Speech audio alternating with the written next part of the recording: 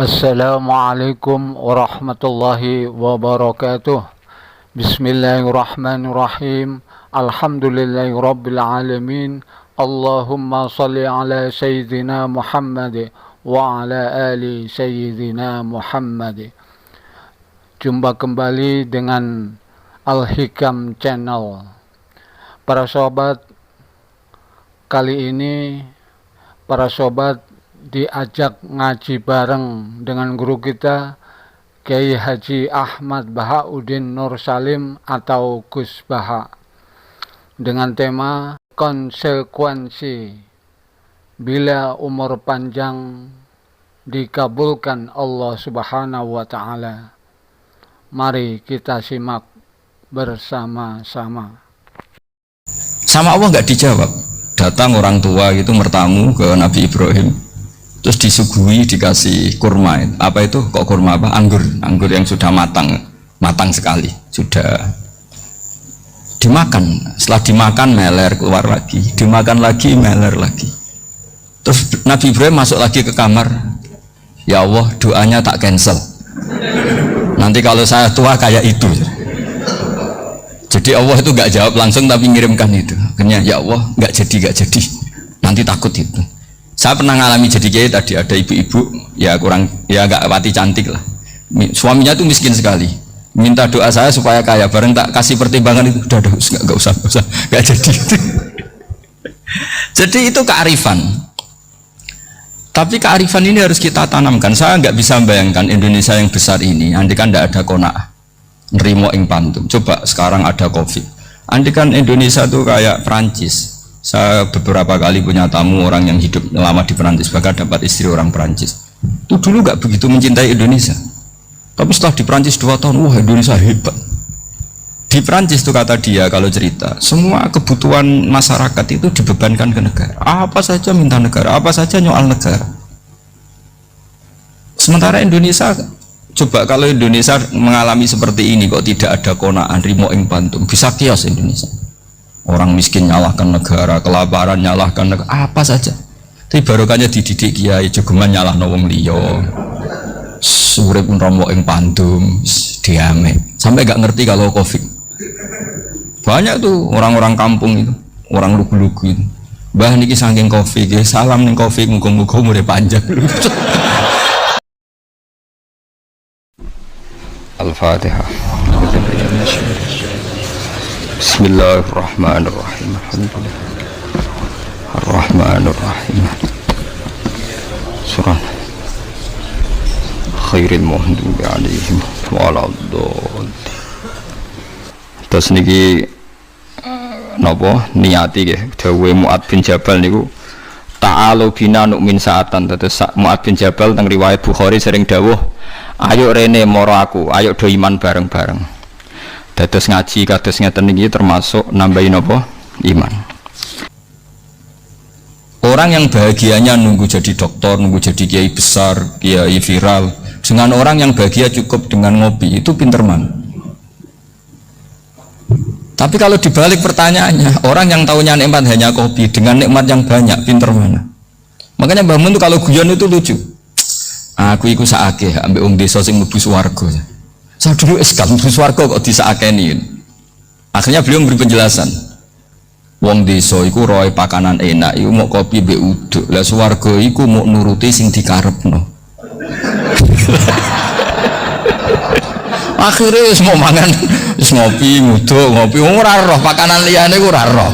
Nasi mandi ya ora roh, pizza ya ora roh apa-apa. Terus saya bilang, wah lah niku nak nganti selera tentang wanita cantik. Iku juga sederhana. Rodok pesek ya wis cantik, rodok ireng ya wis. Apa bidadarinya seperti itu karena saking enggak pengalamannya. Jadi surga itu kan nuruti apa yang diinginkan. Kira-kira keinginan orang kampung kalau di surga itu apa coba? Makanan apa coba? Ya, nah itu gak senengnya ketemel gemblong gitu. Nah, artinya malaikat lebih suka nangani surganya orang-orang kampung di Bang Pak Rektor. Ini sudah ribet ini. Makanan apa saja sudah harus dicoba ya. Terus kalau di mall tahu orang macam-macam, seleranya macam-macam pasti. Enak mana kalau sampai jadi malaikat pelayan surga? Suka melayani orang kampung apa yang orang kota? Orang kampung kan. Jadi ya itu guyon, tapi itu menjadi pikiran kita bahwa orang yang banyak kebutuhan itu sebetulnya banyak kebodohannya karena menggantungkan kebahagiaannya dengan banyak hal. Makanya Imam Syafi'i ngendikan istighna itu apa? Al istighna anisya'i, yang dikatakan kecukupan adalah berusaha sebanyak mungkin banyak hal tidak kamu butuhkan, bukan memenuhi semua kebutuhan kamu, karena nafsu kamu ini tidak ada batasnya gitu. Kalau kamu penuhin nggak akan selesai. Itu ada perempuan yang kurang cantik itu minta doa saya, Gus doain suami saya kaya, terus tak guyonin, terus nggak minta. Kalau suami kamu kaya, yang pertama dirubah itu apa? Rumah, supaya rumah saya bagus. Kedua apa? Mobil, supaya mobil saya bagus. Nanti yang dievaluasi itu kamu. Mobil bagus, Alphard, rumah mewah, istrinya kamu, pasti itu dievaluasi. Langsung nggak usah sudah gini aja kan. Jadi pertama yang dievaluasi itu kaya itu, coba kalau suami kaya itu yang dievaluasi pertama rumah ya, rumah ganti, setelah itu apa? Mobil. Kira-kira berikutnya akhirnya sudah nggak jadi.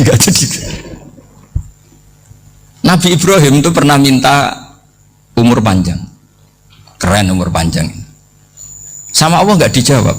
Datang orang tua itu bertamu ke Nabi Ibrahim, terus disuguhi dikasih kurma. Apa itu kok kurma apa? Anggur yang sudah matang sekali, sudah dimakan. Setelah dimakan meler keluar lagi, dimakan lagi meler lagi. Terus Nabi Ibrahim masuk lagi ke kamar, ya Allah doanya tak cancel, nanti kalau saya tua kayak itu. Jadi Allah itu nggak jawab langsung tapi ngirimkan itu. Akhirnya ya Allah nggak jadi, nanti takut itu. Saya pernah ngalami jadi kiai tadi, ada ibu-ibu ya kurang ya nggak pati cantik lah, suaminya tuh miskin sekali, minta doa saya supaya kaya, bareng tak kasih pertimbangan itu udah nggak usah nggak jadi. Jadi itu kearifan. Tapi kearifan ini harus kita tanamkan. Saya nggak bisa membayangkan Indonesia yang besar ini andai kan tidak ada kona'ah, nerimo ing pantum. Coba sekarang ada Covid, andai kan Indonesia tuh kayak Perancis. Saya beberapa kali punya tamu orang yang hidup lama di Perancis, bahkan dapat istri orang Perancis. Itu dulu nggak begitu mencintai Indonesia, tapi setelah di Perancis 2 tahun, wah Indonesia hebat. Di Perancis tuh kata dia kalau cerita, semua kebutuhan masyarakat itu dibebankan ke negara. Apa saja minta negara, apa saja nyoal negara. Sementara Indonesia, coba kalau Indonesia mengalami seperti ini kok tidak ada kona'an rimo ing pantum, bisa kios Indonesia. Orang miskin nyalahkan negara, kelaparan nyalahkan negara, apa saja. Tapi barokahnya dididik kiai jogeman nyalahno wong liya. Urip rimo ing pantum, diame. Sampai gak ngerti kalau Covid. Banyak tuh orang-orang kampung itu, orang lugu-lugu itu. Mbah niki saking Covid, salam ning Covid, muga-muga umure panjang. Dikira Covid itu nama orang yang ahli sosial itu. Mbah niki dana saking Covid. Matur nuwun sampekno salamku, muga-muga umur panjang. Bingung kan yang nganterin ini. Ini gimana yang mau menjelaskan nih? Memang nggak paham. Ribet kan. Tapi saya pastikan bahwa dengan keadaan seperti ini kita bahagia, kita stabil, itu jelas barokahnya kalimah tadi, moto tadi atau pegangan hidup tadi. Makanya disebut al-ibarat qutun li'ailatil mustami'in, bahwa redaksi atau kata-kata atau pegangan atau filosofi hidup, apalah namanya itu adalah penyemangat. Karena kata-kata ini memang luar biasa. Ketika sahabat perang demi kebenaran, zaman itu ya pasti benar karena yang dibela Nabi. Dulu itu kan enak zaman Nabi, yang dibela mesti benarnya, musuhnya mesti salahnya. Sehingga dulu itu memang harus tegas. Kalau sekarang mau tegas gimana? Yang kamu bela tidak mesti benar, musuhnya tidak mesti salah. Ribet kan kalau misalnya saya tukaran sama Pak Rektor, kamu mau bela mana kan bingung. Saya tidak mesti benar, saya ada Nabi. Pak Rektor apalagi nggak mesti benar lagi kan? Ribet kan? Jadi kalau kita mau perang sekarang itu mau pede gimana? Enggak. Makanya banyak ulama sekarang tuh mau tegas tuh nggak berani karena ya banyak hal yang abu-abu lah wilayahnya. Misalnya pilihan presiden atau pilihan bupati, pilihan menteri. Kamu mati-matian Bela itu yang kamu bela tidak mesti benar, musuh kamu tidak mesti salah. Misalnya pilihan bupati, wah ini kabupaten ini baik kalau bupatinya ini, yang satu bilang ini, terus tim suksesnya kamu tanya, kamu yakin? Ya tidak juga. Nah kenapa semangat? Kan saya botohnya, paling alasannya ya itu aja, bukan yang lain. Beda dengan zaman Nabi, nabinya mesti benar, Abu Jahalnya mesti salah, kan enak aturan mainnya jelas. Singkat cerita, dalam perang itu banyak sahabat yang mengalami luka, mengalami apa gitu. Kemudian curhat ke Nabi, ya Nabi gara-gara derekkan jenengan, ngikuti jenengan, saya harus mengalami seperti ini, seperti ini. Ngiranya orang itu diapresiasi sama Allah keluarnya, ternyata sama Allah nggak diapresiasi, malah diturunkan ayat intakunu ta'lamuna fa innahum ya'lamuna kama ta'lamun wa tarjuna minallah malah yarjun. Kalau kamu sakit karena perang, orang-orang kafir itu ya sakit, itu saja berani padahal demi kekafiran. Wa tarjuna minallah malah yarjun, padahal kamu punya nilai lebih, yaitu berharap kepada Allah yang mereka tidak punya. Saya jadi kiai itu ya kadang mangkel, karena yang benci ya benci, yang seneng itu ngel-ngel loh kayak Pak Bejo. Jadi semuanya ribet. Lah iya, yang benci ya ganggu, yang seneng ya ganggu, tambah nemen. Seribet.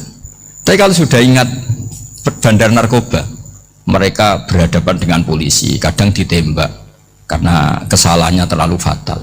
Antar persaingan mereka juga bisa tembak-tembakan karena merebut pasar narkoba. Itu saja mereka berani. Kok kita yang jadi kiai kadang dicium tangannya, dihormati gak berani, hanya takut apa ya, musibah-musibah kecil lah, atau problem-problem kecil.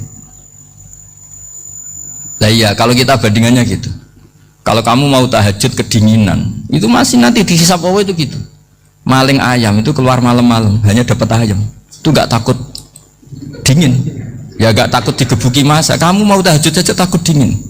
Makanya nanti hisapnya orang soleh itu nanti dijajarkan orang dolim, terus diperbandingkan, wah itu habis kamu kalau itu. Jadi misalnya Unisula mau rapat, tapi ini malam, kalau malam dingin nanti saya masuk angin. Wah anak-anak pang di perapatan aja berani kamu.